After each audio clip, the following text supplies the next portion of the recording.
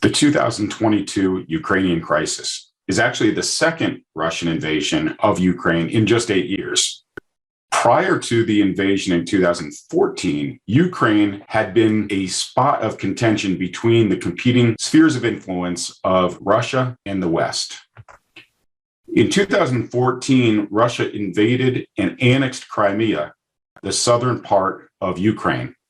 Last year, Russia all but annexed Belarus, reducing Belarus to a puppet state within the newly emerging Russian Empire. And of course, most recently, Russia has invaded from three sides: Belarus, Russia proper, and the annexed Crimean Peninsula of Ukraine. Why? Where is this coming from? Well, during the Cold War, Ukraine had been part of the USSR and therefore part of the Warsaw Pact as well. And you can see how far west the sphere of influence of Russia extended. From 89 until 2022, there has been a rapid expansion of NATO. And you can see how drastically that sphere of influence has shrunk from the Russian perspective or grown from the Western perspective. That's what Putin remembers. He remembers the glory days of the Soviet Union and when Russia was respected and powerful. And that's the reality. And so he's trying to consciously recreate buffer state, this extended sphere of influence on his Western borders. By the end of 2022, there are two possible scenarios. Either Ukraine will fall completely and be a puppet state of Russia, as Belarus has become within the newly emerging Russian Empire.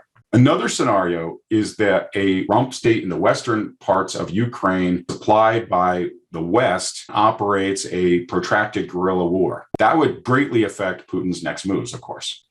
But what would Putin's next moves be? Why do we care about the Ukraine? It's all about this new domino. A lot of people worry and are anticipating Russia that will move against the Baltic states. These are small states. They're very close to Russia. They are the historical ties to the former Soviet Union. However, my bet is he will not move towards the Baltic states right away. I think that he'll move towards Moldova and Georgia simply because they're not members of NATO. They're NATO partners. Therefore, a Russian invasion of those two states in this newly expanding Russian empire, this new domino theory, would not trigger the Mutual Defense Article, Article 5 of the North Atlantic Treaty. But what would happen if Moldova and Georgia did fall? That would then affect the future of the Baltic states even more, in my opinion. Scenario one would be that, yes, they are NATO members, so therefore a Russian invasion would trigger Article 5. But what if there was a fifth column element? GRU sandworm and the reduction of the respect by the internal members of the Baltic states, the Estonians, Latvians, and Lithuanians against their own country, that could lead to internal destabilization and even a coup d'etat. The question is, do we want Putin's Europe to look like this? New USSR, new Warsaw Pact is pushing against the Western democracies of Europe. It's pushing against this idea of self-determination, democracy, and freedom of expression, of human rights.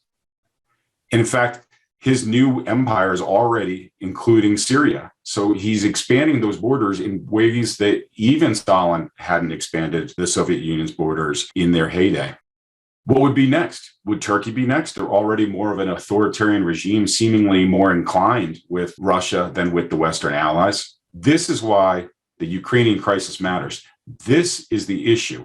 We need to make sure that the West stands up for Ukraine in however we can do it best.